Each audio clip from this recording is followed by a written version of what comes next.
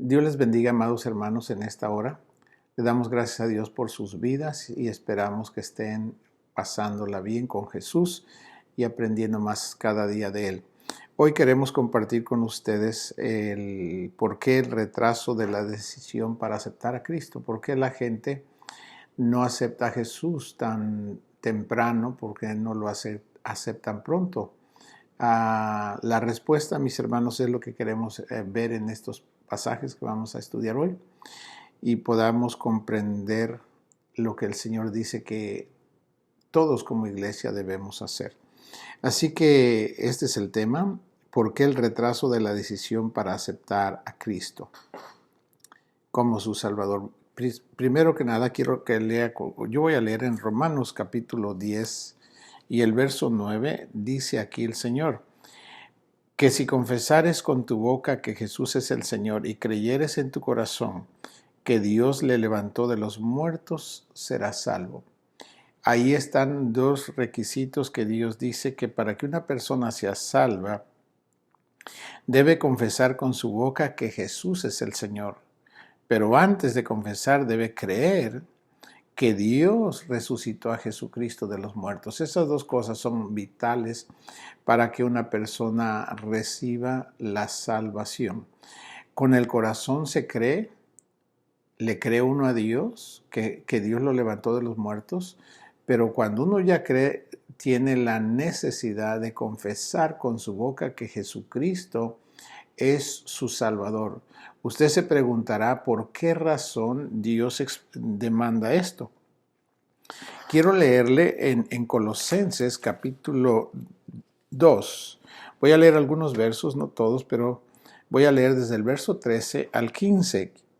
Esta es la razón por la cual cuando la persona cree en su corazón que Jesucristo fue resucitado por Dios de los muertos, y luego dice, y con su boca confesarán que Jesucristo es el Señor. ¿Por qué? La pregunta es ¿por qué? Por esta lectura que voy a leer ahora, porque aquí se habla de los demonios. Cuando usted habla que Jesucristo es su Señor, sus palabras van por todo el espacio donde se encuentran todos los demonios que han tenido influencia, que lo han hecho pecar, que lo dominan, que tienen control sobre su voluntad, que han hecho cosas malas a través de su cuerpo, muchas cosas. Todo eso que los demonios han tenido ocasión, que han influenciado su manera de pensar, su manera de desear, su manera de hablar, toda su conducta. Esos demonios, cuando usted confiesa que Jesucristo es su Señor, en ese momento ellos tiemblan y son derrotados. Es por eso la razón que se debe confesar. Mire cómo dice en Colosenses capítulo 2 y el verso 13, y a vosotros, estando muertos en pecados y en la incircuncisión de vuestra carne, os dio vida juntamente con el Cristo, perdonándonos todos los pecados. El 14, y anulando el acta de los decretos que había contra nosotros, los tickets. Cuando nosotros pecamos, los demonios levantan infracciones o tickets, les llaman aquí, de culpabilidad. Cuando hacemos algo malo, ellos escriben un ticket y van en contra de la persona, pero van ante el juez, que es Dios, y van y nos acusan. Dice que Cristo, cuando lo recibimos y confesamos eso, Cristo anulando el acta de los decretos que había contra nosotros, que nos era contraria, eran contra nosotros eso, y dice que hizo quitándolas de en medio y clavándolas en la cruz. Quiere decir que les quitó los tickets, todas las infracciones que había contra nosotros y agarró esas infracciones y las clavó en la cruz, como diciéndoles está pagado. Ellos ya no deben nada. Y en el verso 15 dice, y despojando a los principados, los principados son los demonios más altos, dice, despojando a los principados, a las potestades, los exhibió públicamente triunfando sobre ellos en la cruz.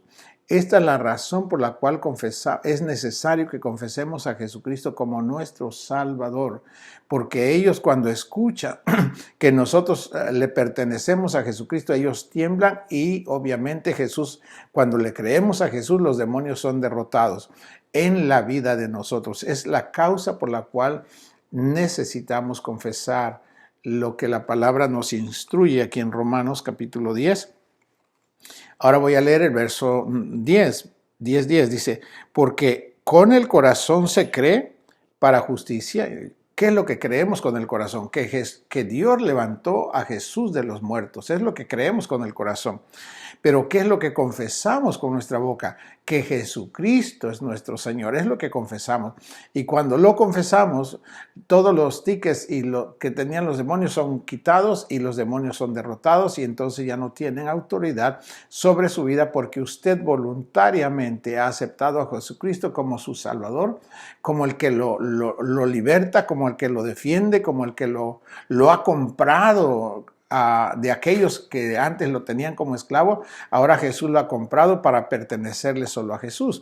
Por eso es que se requiere confesar. Quisiera que lo recuerde y lo recuerde muy bien. Luego dice, porque con el corazón se cree para justicia, pero con la boca se confiesa para salvación, para ser liberado de todos los demonios. En el 11 dice, pues la Escritura dice, todo aquel que en Cristo creyere no será avergonzado. Y en el 13 dice, porque todo aquel que invoque el nombre del Señor será salvo. Usted nota claramente todo aquel que invoque. Es un acto de la boca, es un acto de abrir la boca y declarar lo que uno ha creído con el corazón y le decimos, Jesús lo acepto como mi Salvador, como mi Señor, reine sobre mi vida y entonces los demonios son destruidos. Por eso es que tenemos que invocar a Jesús. Ahora, voy a continuar en el verso 14. Dice ahora, hace una pregunta, ¿cómo invocarán a aquel en el cual no han creído? Ahora, si yo tengo que llevar el mensaje a otras personas, ¿cómo yo voy a ir y llevar este mensaje si no hay alguien que me envíe? Dice aquí. Entonces, tiene que una persona que tiene el llamado de Dios me tiene que enviar, me tiene que dar la autoridad de Dios a través de esas vidas para yo ser enviado y llevar el mensaje. Dice, ¿cómo pues invocarán a aquel en el cual no han creído? Una persona que no conoce a Jesús, ¿cómo va a invocar a Jesús? ¿Cómo va a abrir su boca y decir, Jesús, yo lo recibo como mi Salvador, si antes no ha creído que Dios resucitó a Jesucristo de los muertos? Por eso dice, ¿y cómo creerán en aquel de quien no han oído? Entonces, para que una persona pueda creer y luego confesar, primero tiene que haber que alguien le lleve el mensaje. Y ese mensaje es el deber de todos nosotros los que ya hemos sido salvos, de transmitir el mismo mensaje que un día Dios usó a alguien para transmitirlo a nosotros. Es nuestro deber. Jesús dijo, de gracia recibiste, dad de gracia. Así como ahora tú y yo somos libres de tantas cosas que el enemigo antes nos tenía dominados, es la misma voluntad que Dios tuvo para con nosotros, también para los otros que ahora están bajo ese dominio del enemigo. Y dice, ¿y cómo oirán esas gentes que aún no han conocido a Dios? ¿Y cómo oirán sin haber quien les predique? Por lo tanto, mis hermanos amados, dicen el 15, ¿y cómo predicarán si no fueren enviados? Así que mis hermanos amados y hermanas, todos tenemos el mensaje, la comisión del Señor. Dice, ir por todo el mundo y predicar el evangelio a toda criatura. Esta es la voluntad de nuestro Padre. Debemos compartir el mensaje que Dios nos ha dado a través de Cristo. Dice, como está escrito, cuán hermosos son los pies de los que anuncian la paz, de los que anuncian buenas nuevas. En el 16, mas no todos obedecieron al evangelio, pues Isaías dice, Señor, ¿quién ha creído a nuestro anuncio? Así que la fe es por el oír, y el oír por la palabra de Dios. Pero digo, ¿no han oído? Antes bien, por toda la tierra ha salido la voz de ellos, y hasta los fines de la tierra sus palabras. Vea, la palabra de Dios tiene que llegar hasta el último rincón de la tierra, a cada individuo. Este es nuestro deber y nuestra responsabilidad ante el Señor de compartir su mensaje. Dios quiere que cada persona sepa que Dios envió a Jesucristo para salvarle de sus pecados, libertarlo de todas esas cadenas que el enemigo le ha puesto, de los vicios, del alcoholismo, de todas esas adicciones que destruyen a la persona, destruyen la familia, destruyen la sociedad y destruyen la relación con Dios. Por eso Dios dice que debemos transmitir este mensaje a esas personas. La pregunta cuando iniciamos el tema es ¿por qué se retrasa la decisión para aceptar a Jesucristo en cada persona? Una de las respuestas es porque la gente, las personas que debemos llevar el mensaje, a veces nos retenemos el mensaje y no le damos a las personas que nos rodean el mensaje que Dios quiere les transmitamos a través del Espíritu Santo para que conozcan a Jesucristo. Eso es la razón por la cual se retarda la decisión para las gentes. Muchos de ellos tardan y aceptan a Jesús muchas veces hasta el final de su vida, en el último momento, tal vez el momento de la muerte. Hay muchas vidas así. Pero hermanos amados, quiera el Señor que nosotros tengamos la oportunidad de compartir el mensaje con las personas que nos rodean a tiempo.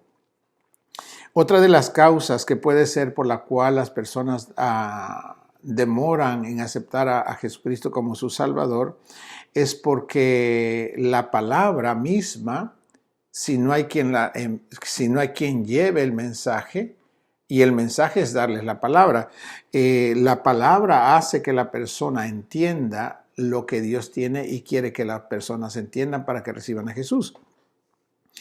Así que es una necesidad de que transmitamos el mensaje para que las personas puedan tomar decisiones en el tiempo que Dios permita que lo tomen, ¿verdad? En el tiempo correcto de Dios.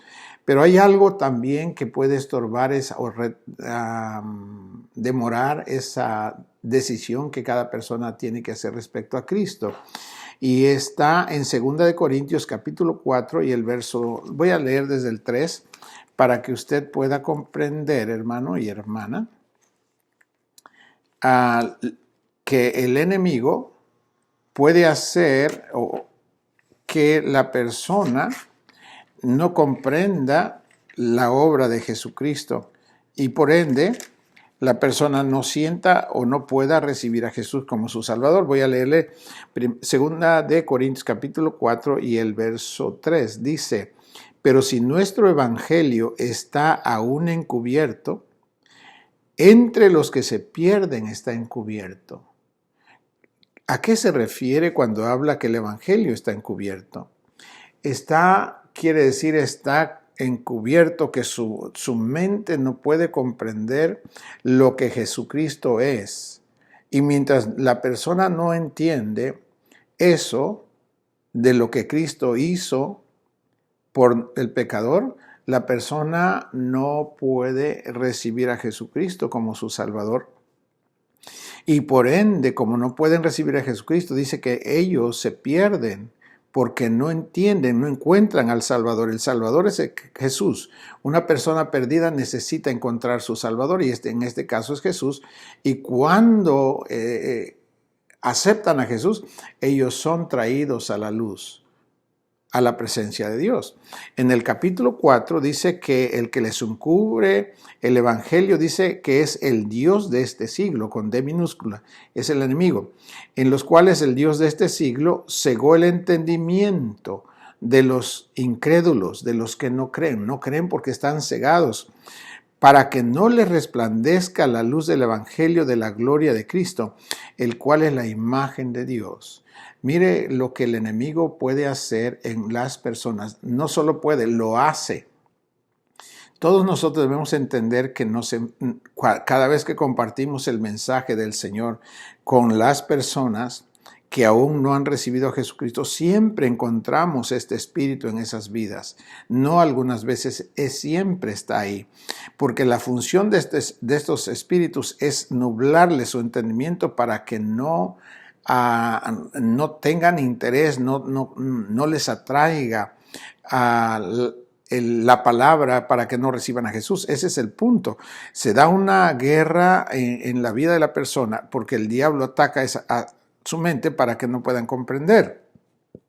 En el verso 5, porque no nos predicamos a nosotros mismos, sino a Jesucristo como Señor y a nosotros como vuestros siervos por amor de Jesús.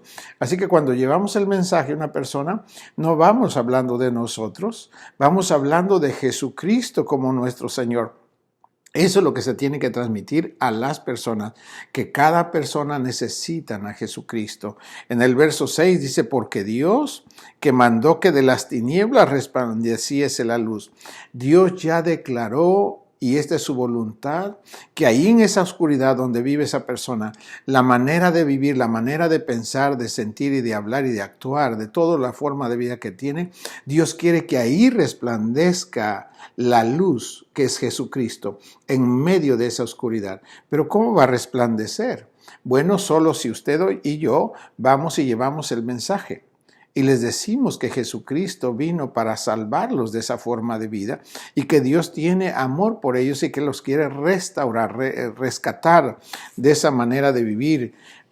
Por eso dice, porque Dios que mandó que de las tinieblas resplandeciese la luz, es el que resplandeció en nuestros corazones para iluminación del conocimiento de la gloria de Dios en la faz de Jesucristo. Cuando la persona recibe el mensaje, hermano, y ese demonio que le ha nublado su mente, lo tenemos que atar antes. Nosotros tenemos que orar antes de ir con las personas, y cuando estamos yendo hacia las personas, no debemos parar de orar, atando ese espíritu que les nubla su mente para que cuando la palabra llegue a sus oídos, el Espíritu Santo opere de tal manera que ese demonio ya no les pueda nublar su entendimiento y puedan entender quién es Jesucristo. Y cuando ellos entienden, eso es Dios revelándoles a Jesucristo y la persona puede aceptar a Jesucristo. Y cuando ellos aceptan a Jesucristo, en Mateo capítulo 16, en el verso 16, dice que ni las puertas del Hades prevalecen contra aquel que recibe a Jesucristo. Es tan poderoso el mensaje, es tan poderoso Jesucristo cuando la persona lo acepta como su Salvador.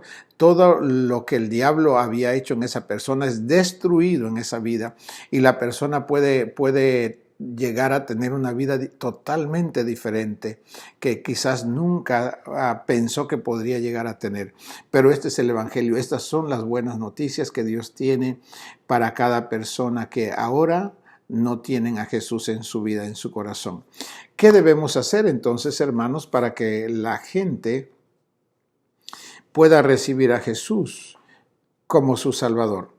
En 1 de Pedro capítulo 1 y el verso 23 dice esto, que las personas cuando nosotros vamos y les llevamos el mensaje es la palabra, llevamos la palabra. Y entonces cuando empezamos a compartirles, obviamente la palabra es Jesucristo.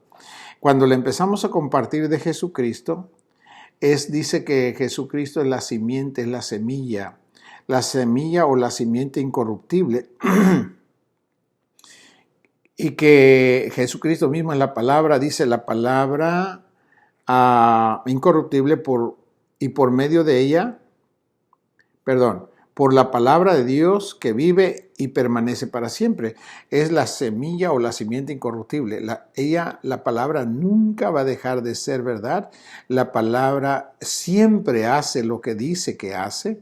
Es una maravilla, hermanos amados, cuando le transmitimos la palabra a una vida. Esa palabra es tan poderosa que le cambia completamente su vida.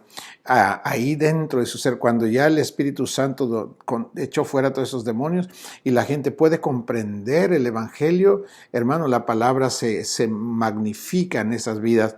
Oh Señor, y puede hacer maravillas en esas personas. En el verso 24 dice, porque toda carne, todo hombre, toda persona, porque toda carne es como hierba y toda la gloria del hombre como flor de la hierba. La hierba se seca y la flor se cae. Mas la palabra del Señor permanece para siempre, y esto es la palabra que por el Evangelio os ha sido anunciada. La palabra de Dios permanece para siempre. Entonces, cuando transmitimos el mensaje, mis hermanos, debemos transmitirles a la gente que nos oye la palabra de Dios, porque lo que hace que la persona llegue a permanecer para siempre es la palabra. La palabra es Jesús. Si ellos reciben a Jesucristo y reciben su palabra, eso los hace eternos. Dice que el que recibe a Jesucristo tiene vida eterna. Y es una maravilla que nosotros podamos entender que a través de nuestras vidas, el Dios, el creador del universo, cuando usted contempla lo grande que es el universo, pues el hacedor de este universo es el que nos da la honra, el privilegio de poder compartir esta palabra con otras personas. Es una maravilla como hace Dios.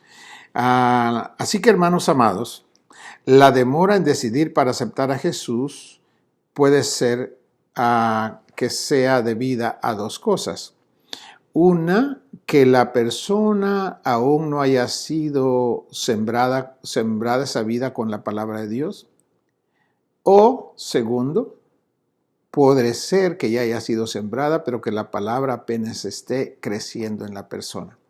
Esas dos causas puede ser por la cual la persona aún no haya decidido a aceptar a Jesucristo, porque tal vez no ha sido sembrada, tal vez nadie le ha llevado el mensaje, y el enemigo que le nubla su mente todavía está ahí, controlándole su mente.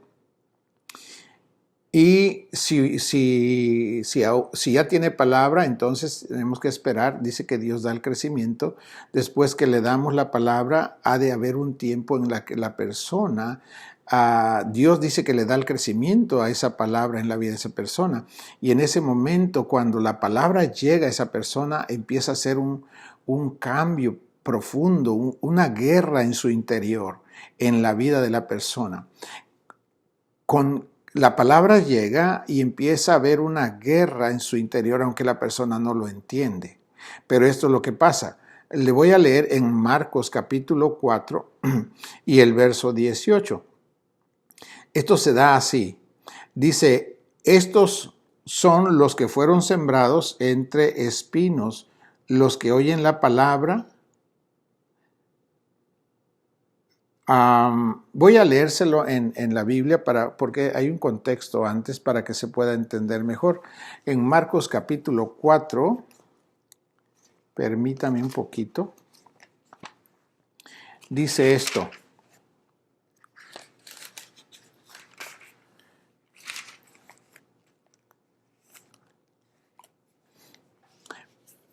Voy a leer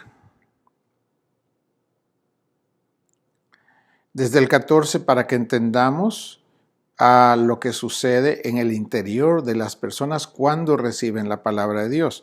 Dice, el sembrador es el que siembra la palabra de Dios. El sembrador es el que siembra la palabra de Dios. Tenemos que sembrar ¿qué? La palabra de Dios en la persona. Y estos son los de junto al camino. Hay diferentes tierras, diferente tipo de personas, de cómo reciben la palabra. Y estos son los de junto al camino en quienes se siembra la palabra, pero después que la oyen, enseguida viene Satanás y quita la palabra que se sembró en sus corazones. Los que están, ¿cómo digo? Dice que la palabra que cae junto al camino representa personas que después que oyen la palabra, dice que enseguida viene Satanás y les quita la palabra que fue sembrada en sus corazones. Entonces esas personas, si les quita el diablo la palabra de sus corazones, entonces ellos no pueden creer. ¿Usted se recuerda lo que leímos al principio en Romanos capítulo 10? Que para creer tienen que creerlo con su corazón, pero si no hay palabra de Dios, ¿cómo pueden creer? No pueden creer, porque el diablo les quita la palabra de su corazón y entonces quedan sin fruto. Hay que aprender esto. El siguiente verso, en el 16, dice, estos son asimismo los que fueron sembrados en pedregales. Hay otro tipo de personas y vamos a ver a qué se refiere cuando habla de pedregales. Los que cuando han oído la palabra, al momento la reciben con gozo. Oyen la palabra y se regocijan de haberla escuchado y se ponen felices, pero no tienen raíz en sí, sino que son de corta duración. Porque cuando viene la tribulación o la persecución por causa de la palabra, luego tropiezan. Cuando la persona recibe la palabra con gozo, pero cuando viene la crítica, oh, ya te volviste hermano, o tú ya eres un aleluya, empiezan a criticarlo, a juzgarlo, y ese tipo ¿cómo digo?, de criticismo que les hacen, la fe de ellos cae y les ahogan la palabra a ellos. Es peligroso, hermanos. Por eso que aprende, si tú eres una persona nueva que aceptas a Jesús, esto va a pasar. Te van a juzgar, te van a criticar, y esto va a pasar. Tal vez sean tus propios familiares muy cercanos, o tus vecinos, o tus parientes, en el trabajo, en la escuela, donde quiera. Donde quiera pueden usar ese tipo de crítica para hacerte dudar de la fe. Pero recuerda, el que está usando esas vidas no es Dios, es el diablo para hacerte dudar de Jesucristo y así no seas salvo. Pero ten cuidado de eso. En el verso que sigue, voy a leer ahora el 18. Y estos son los que fueron sembrados entre espinos, los que oyen la palabra. Pero, ¿qué son los espinos? Los espinos son los afanes de este siglo, los afanes de la vida. Dice, pero los afanes de este siglo y el engaño de las riquezas y las codicias de otras cosas entran y ahogan la palabra y se hace infructuosa. Hay cosas que ahogan la palabra. En este caso, dice que son los afanes de la vida, las riquezas, las codicias y todas esas cosas ahogan la palabra en esa persona. Por lo tanto, no hay salvación en ellos, hermanos míos. Aunque como que recibieron con gusto la palabra, en el momento que empiezan a sentir, dice que la persona oye bien la palabra, pero de repente la riqueza, la codicia y aquí empiezan a buscar alrededor todo lo que el diablo les ofrece y se van tras aquello, y que la palabra que habían recibido queda ahogada. Por lo tanto, en esas vidas no se produce la salvación. En el verso 20 dice, y estos son los que fueron sembrados en buena tierra. Esta es la buena tierra, los otros no eran la buena tierra. Pero la buena tierra tiene diferentes grados de producción.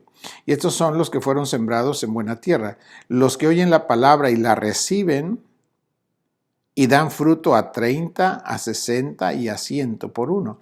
Usted pone una semilla, una palabra, y va a producir 30% en una tierra, pero ya es buena tierra, ya hay producción, ya hay una producción de 30%. En otra pone otra semilla y produce 60%, qué bueno por eso.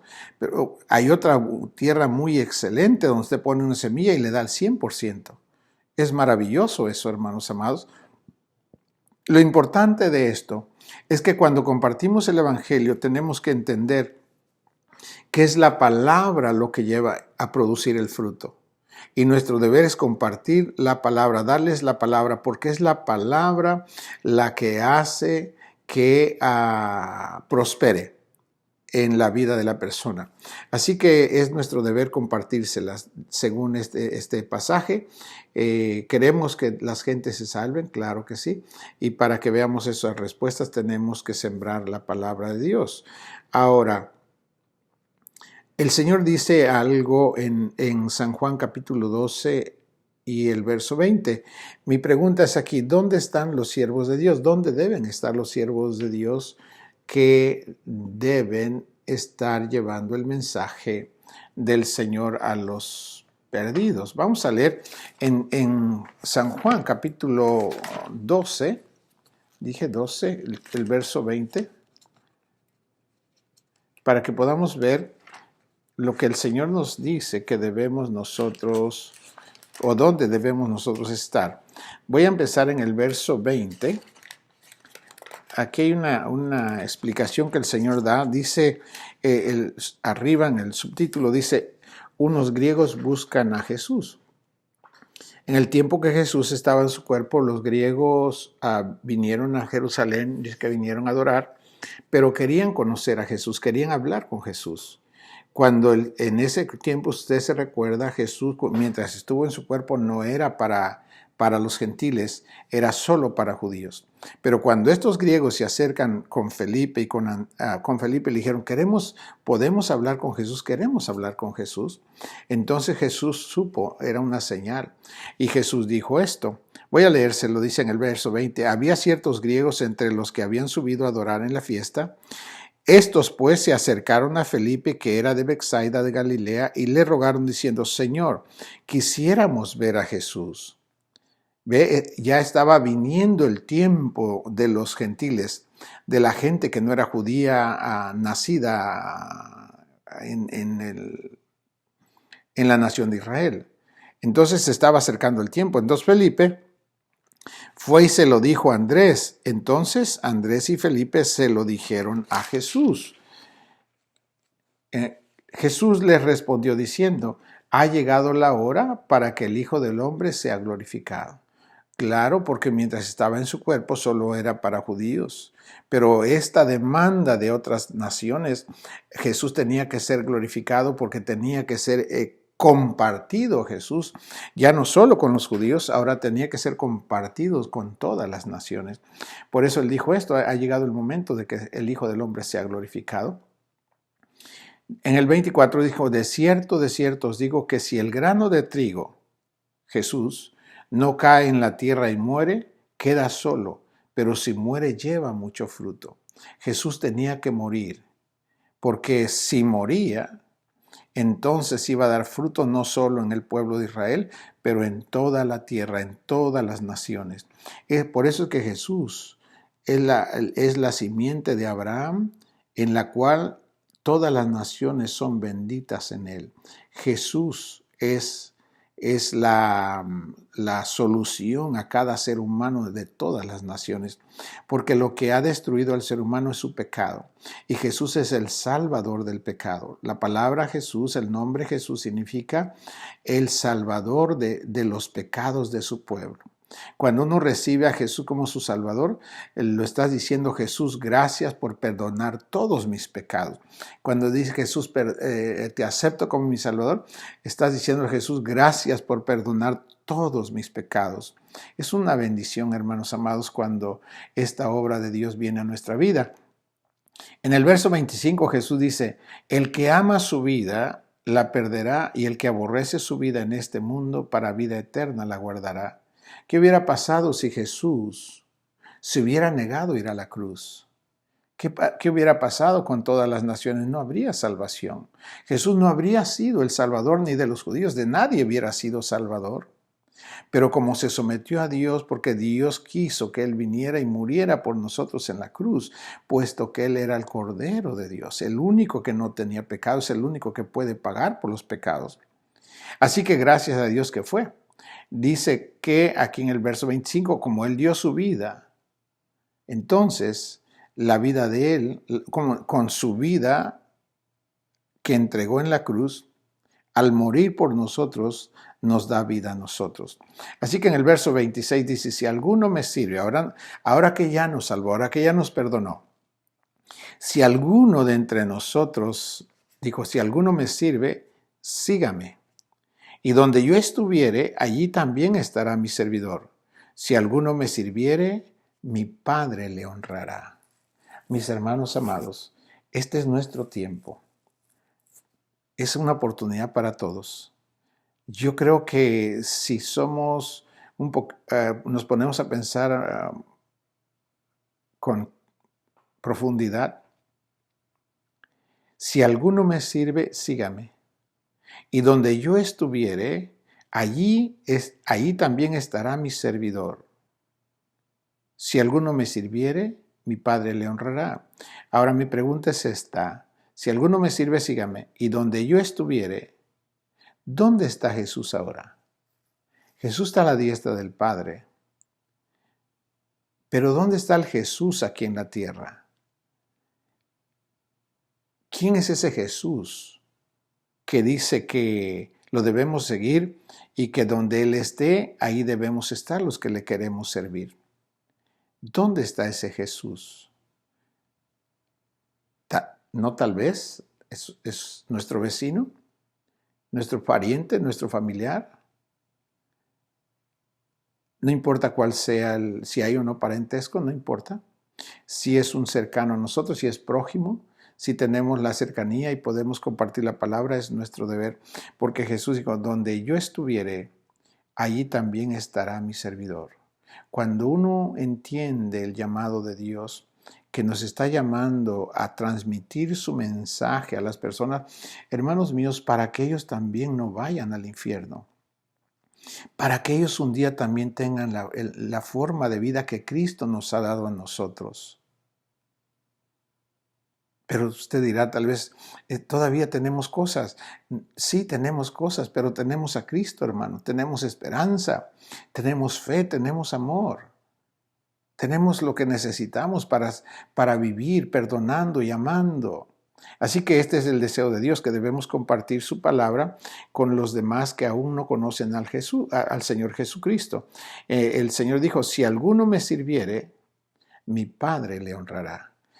Cuando nosotros estamos donde está Jesús, el Jesús necesitado. ¿Cuál es ese Jesús necesitado? ¿La viuda? ¿El huérfano? ¿El que carece de alimento, de vestido y en ocasiones de techo? Ese es el Jesús que necesita en su cuerpo. Y por su cuerpo debemos, si podemos, proveer lo que necesitamos proveer. Pero, ¿cuántos necesitados hay en sus espíritus y sus almas? Todos somos necesitados, todos. Toda persona, no importa si es millonario, hablando económicamente, no importa si es un profesional, no importa qué posición tenga o qué títulos tenga, si no tiene a Jesucristo, entonces ese es el Jesús necesitado. Un día tuve una experiencia, hermanos, estábamos en el servicio hace años, ya tiene años, yo creo que antes de como el 99 por ahí. Me recuerdo que estábamos en el servicio y en esa ocasión Dios permitió que viniera una persona a la congregación y venía muy como bien vestida y con muchas cosas puestas sobre su persona. Pues lucía bien en su exterior de las cosas que traía puestas, ¿verdad? Y eso lo que hace es que la persona, pues obviamente, si tiene esas cosas es porque de alguna forma se ha habilitado para tener esas cosas. Yo no sé cómo las obtuvo, ni supe, nunca pregunté eso. Lo que sí quiero decirles lo que sigue, es que lo que tenía, cualquiera diría que era una persona no necesitada. Entonces cuando termina el servicio, hermanos, yo seguía en mi mente pensando, ¿cómo esta persona viene a la congregación?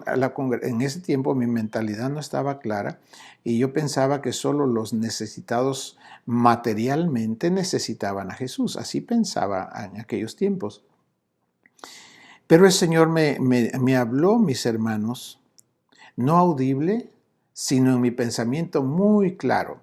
Porque yo estaba en mi mente meditando, ¿por qué esta persona vino si no veo que tiene una necesidad material? Entonces no comprendía, es un poco, diría, como, con mi mente lo sabía, pero otra cosa es cuando el Señor te lo revela. Entonces yo esa revelación todavía no la tenía y me recuerdo que estaba ya empezando a caminar en el carro y el Señor me dijo, ¿y quién te llamó? Me pregunta a mí. Y le dije, Señor, pues usted. Y cuando le dije eso, dijo, no temas, no les tengas temor. No importa, esas fueron las palabras en mi mente. No importa cuánto tengan, todos son pecadores. Todos son pecadores.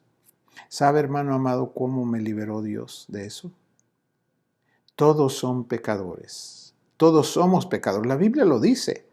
Y lo había leído, con mi mente lo sabía, pero es otra cosa cuando el Señor me da esta claridad. Todos son pecadores.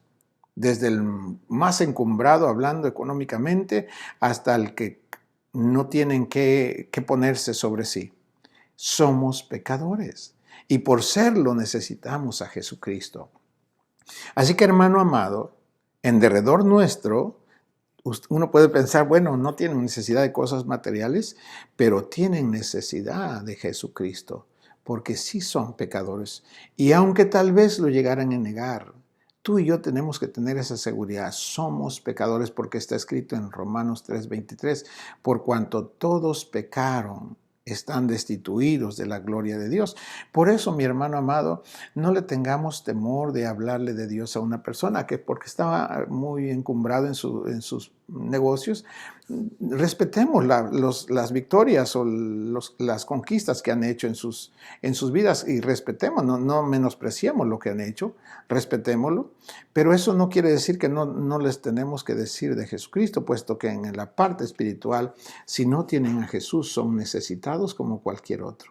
Así que eso es lo que quisiera que le quede claro y que nos dé a nosotros la oportunidad de compartirles la palabra de Dios a toda persona que Dios nos ponga enfrente, para que Dios, dice en San Juan capítulo 12 y el verso 26, dijo el Señor, si alguno me sirve, sígame.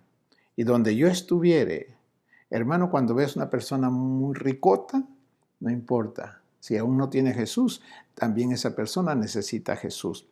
Y tú eres el vaso que Dios quiere usar. O mi persona. Dice, si alguno me sirviere, dice mi Señor Jesús, mi Padre le honrará. ¿Cómo es que nos va a honrar el Padre, hermanos? Es hermoso. ¿Sabes el gozo que produce después que le podemos compartir la palabra de Dios a una persona? Es un gozo que no podemos pagar, no podemos comprar con dinero, mi hermano. Después que compartes la palabra, es una gloria tan hermosa. Te sientes como experimentas el gozo de la razón por la cual fuiste creado. Produce un gozo hermoso, hermano. Es bello, es bello. Ojalá que el Señor nos conceda esta gracia a todos. Ok, quiero avanzar en Hebreos capítulo 13. ¿Qué debemos hacer? Bueno, ir hacia donde están esas vidas necesitadas. Quiero leer Hebreos capítulo 13 y el verso 12, porque el Señor nos dice algo aquí.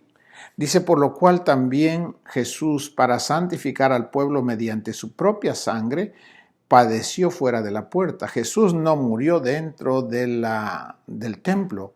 Jesús salió afuera del templo y fue a morir afuera donde estaban los pecadores.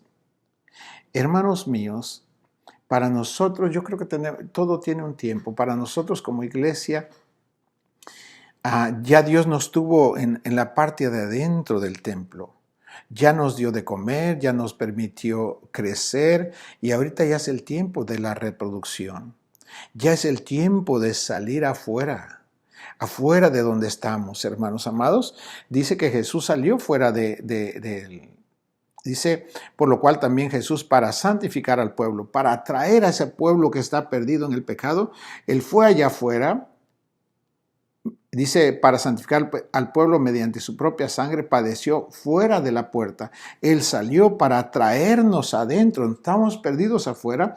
Él fue allá afuera y nos agarró, nos lavó y nos trajo adentro. Es lo que tenemos que entender y hacer, lo que el Señor hizo. Ir afuera del templo, hacia dónde están los que tienen necesidad y de ahí traerlos a la presencia al templo, para que el Señor los edifique como ha hecho contigo y conmigo. En el verso 13 dice, salgamos pues a Él. ¿Quién es Él? Al Cristo necesitado. Al Cristo que no sabe qué hacer con su vida, al Cristo que está llorando, al Cristo que está desesperado, a ese Cristo que está bajo adicciones de droga, de alcohol, de muchos vicios, a ese Cristo, hermano, que ha sido pisado por el enemigo, que lo ha despedazado. Ese es el Cristo. Jesús dijo, donde yo estoy, ahí estará mi servidor. Ahí quiere Jesús que estemos. Y si nosotros vamos ahí, Dios nos va a honrar, mis hermanos. Yo sé que todos queremos que Dios nos honre. ¿Cómo te honra Dios? Hermano, Dios te honra cuando te da su presencia, te da su gozo, te permite ver maravillas, milagros. Hay más que eso, hermano. No quiero hablar de las cosas temporales, pero aún de eso Dios es bondadoso, hermano. No estoy hablando estoy hablando de lo que no es temporal, el gozo, la alegría, todo aquello que Dios nos da desde ahora al ver la gloria de Jesús cuando salva a las personas. Salgamos pues a Él, a ese Cristo que está ahí, que no se puede valer por sí mismo, fuera del campamento, llevando su vituperio. Porque no tenemos aquí ciudad permanente, no estamos, hermano mío, aquí en la tierra para siempre. Nuestra ciudad está allá arriba, dice, porque no tenemos aquí ciudad permanente, sino que buscamos la porvenir. ¿Dónde es nuestra ciudad porvenir? Hermanos, la nueva Jerusalén con Dios. Entonces salgamos ahora y vayamos y traigamos el fruto que Dios quiere que traigamos para Cristo. Dice en el 15, así que ofrezcamos siempre a Dios por medio de Cristo sacrificio de alabanza, es decir, fruto de labios que confiesen su nombre. Cuando vamos y compartimos el Evangelio con una vida que no le conoce, estamos hablando de Jesucristo, hablando. Fruto de labios que confiesen a Jesucristo como el Hijo de Dios, para que aquellos se salven y puedan creer en su corazón que Dios levantó a Jesús de los muertos y luego confesar con su boca que Jesucristo es su Salvador. Y en ese momento Dios los libera de todos los demonios, hermano. Esa es la gloria del Evangelio. Es poder, como dice en Romanos 1:16. El Evangelio es poder de Dios, hermano, para los que se salvan. Es el poder de Dios y nosotros debemos compartir esa gracia, esa misericordia que Dios nos da a nosotros. En el verso 16, y de hacer bien y de la ayuda mutua a aquellos que no se pueden valer, no os olvidéis, hermano amado, porque de tales sacrificios se agrada el Señor. Extiende tu mano.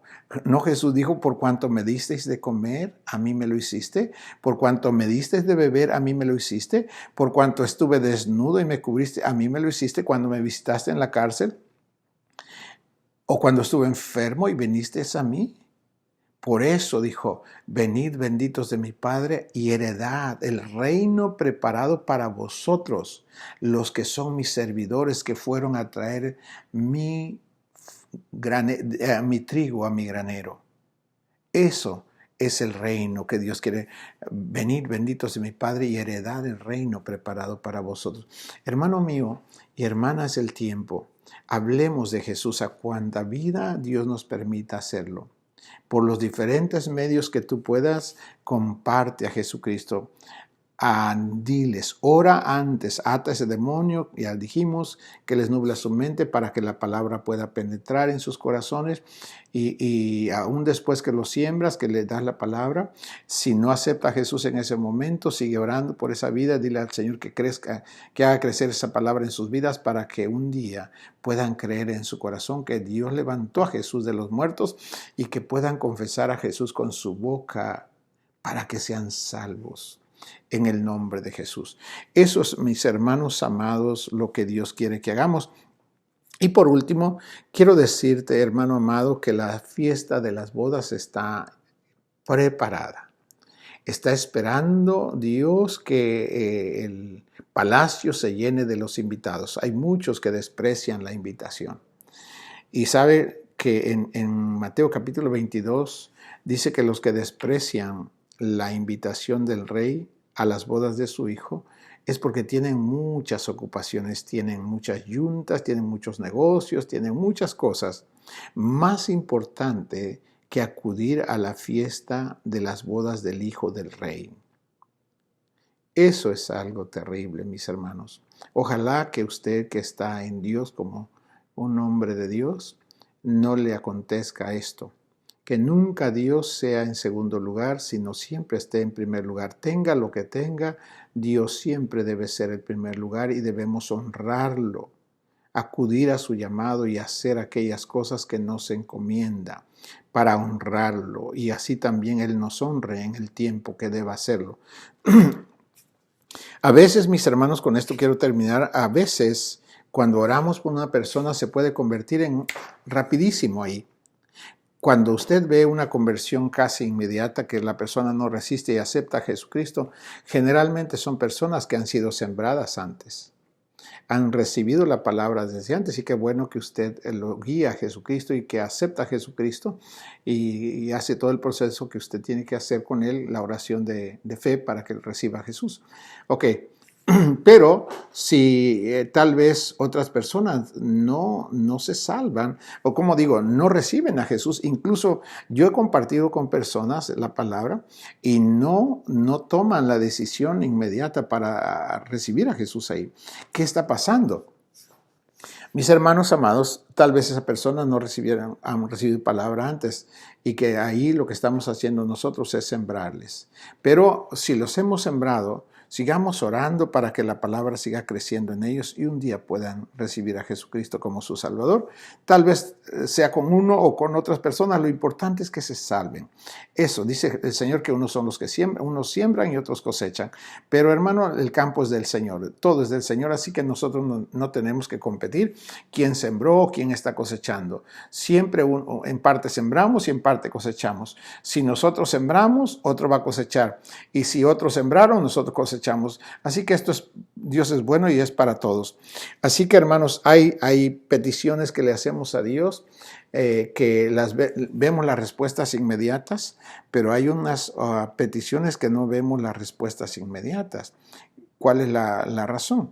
Hermanos míos, en el capítulo 10 de Daniel, cuando Daniel quería saber lo que iba a acontecer con su pueblo, se puso a orar y ayunó.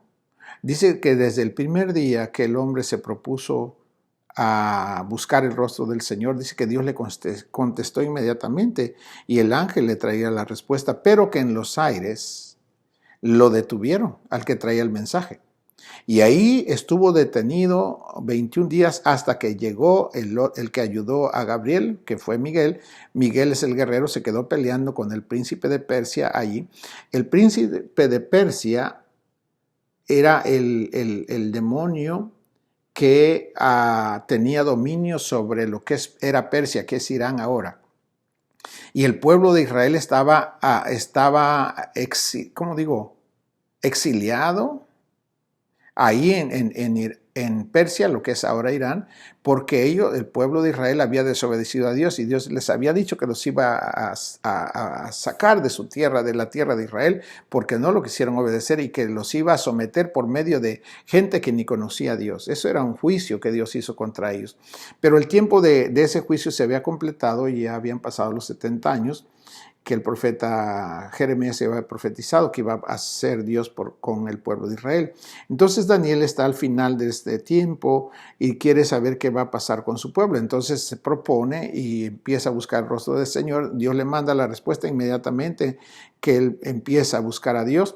El ángel, el príncipe de Persia en los cielos, en los aires, se opuso a Gabriel y no pudo pasar por 21 días. La respuesta no llegó a Daniel. Hasta que vino Miguel y ayudó a Gabriel, y Miguel se queda peleando con el príncipe de Persia. Entonces viene Gabriel y le da el mensaje a Daniel. ¿Qué quiero decir con esto? Lo que quiero decirle, hermanos míos, que algunas respuestas nos llegan inmediatamente porque los espacios aéreos, los demonios ya no tienen poder porque ya fueron derrotados.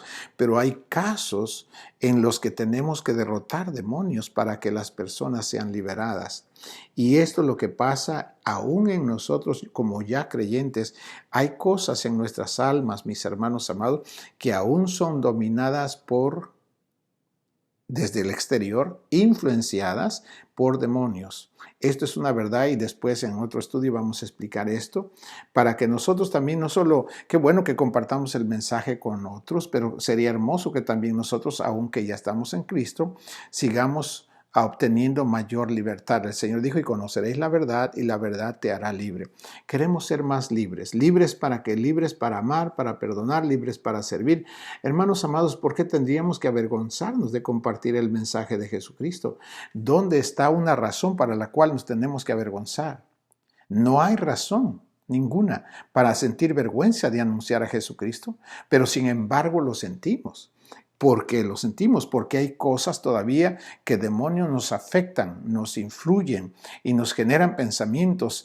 Tenemos miedo a la crítica, tenemos miedo al que dirán. Y eso, hermanos, nos paraliza. No somos completamente libres.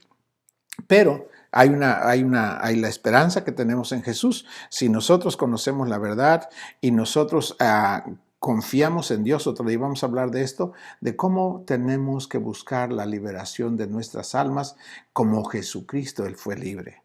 Libre completamente sin temor a la crítica.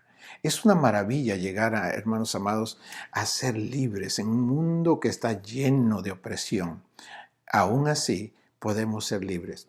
En el nombre de Jesús, yo te bendigo y oro, Padre, en esta hora por mis hermanos. Por favor, úsenos a todos en el nombre de Jesús y llénelos de amor y de gracia para compartir su bendita palabra con cada vida, Señor, que usted nos ponga frente a nosotros, Señor. Ponga gracia y denos esa virtud, esa llenura de su espíritu para compartir su palabra con otros. En el nombre precioso de Jesús, Padre, se lo pedimos. Amén. Y amén. Dios le bendiga, hermano.